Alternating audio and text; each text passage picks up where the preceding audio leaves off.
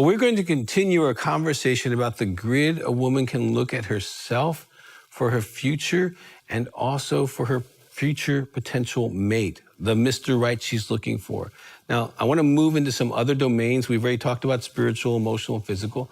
Let's talk about social.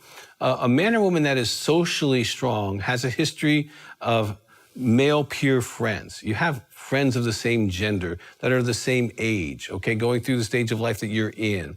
Has a relationship with one or two older males, okay? He's got some older guys in his life who are kind of maybe calling him up or helping him with things as he's moving through the next stage of life. He is able to initiate in relationships and get people together. That's a socially strong person. He is approachable to meet new people. Okay, he doesn't have to be Mr. Gregarious, but he's fine with new people in his life. He makes time for his friends. Now, ladies, it's okay for him to have friends. He's going to need friends throughout his whole life. His life cannot revolve all around you. That's imbalance. He needs to be able to do that. Now, if he's always with his friends, that's imbalance as well. But he has friends, okay? And he gets calls from his friends, and he calls his friends, okay? There's this thing going back and forth, okay, with other people in his life that are male. The socially weaker person, he's a loner.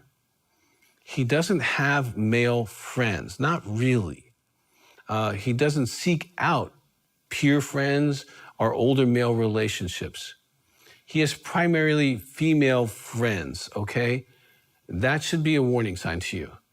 He doesn't initiate socially, okay? You dragging him to things instead of him inviting you to things. He's not receiving communication from friends. He's not receiving or really giving that communication. And you want, again, consider these strengths and weaknesses and look at the grid. I'm just showing you a grid that you can look at someone's life and go, okay, this is someone who has global strength or has some major weaknesses.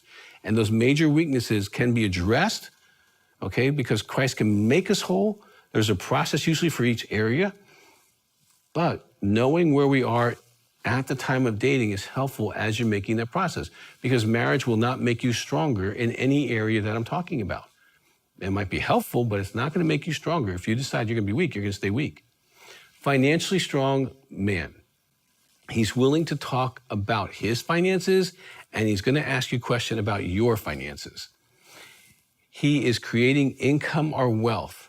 Now, he might be in the education stage of his life, but even then, there's usually a pattern of creating some income. He's not living off of others. He is taking some responsibility. And I would say there might be exceptions for people that are in like medical schools or stuff like that because they really don't have the time. But outside of that, I would say there's enough time to create some kind of wealth or income. He tithes. You do not want to have to educate someone on tithing. That is in a heart to give back to God, or is it a heart to close off to God? That, your money reflects your relationship with God. It just does. And if he's tithing, that's a sign of strength, and his future is more financially secure. He has savings already. No matter what stage of life, some money is going into an account, okay? His debt is limited, and it would usually be about education or house or car or something major, not just credit card bills, because that shows impulsivity issues, okay? He's honest about his debt and his credit cards. I can't tell you how many women found out that their man was tens of thousands of dollars in debt after they got married. It's okay to get a credit report on each other and say, here it is, all right? This is really the truth. Okay, he can take care of himself financially. He knows how to pay bills, take care of that. If he's older, he's got investments and stuff like that. And he thinks about the future financially. This is true of a man or woman who's financially strong.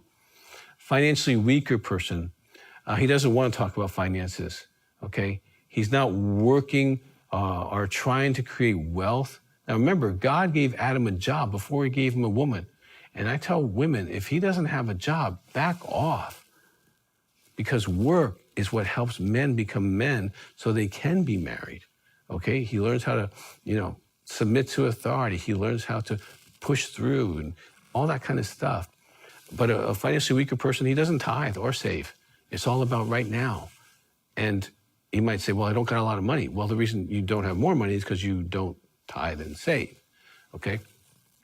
He has significant credit card debt. That'd be a sign. He spends a lot on pleasure.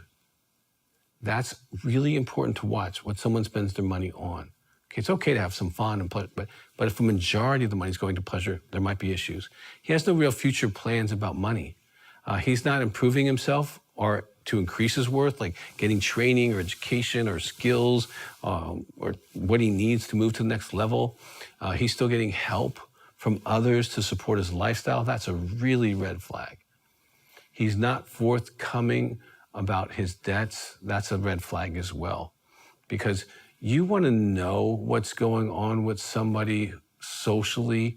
You want to be able to feel like you're becoming part of his world and he's becoming part of your world.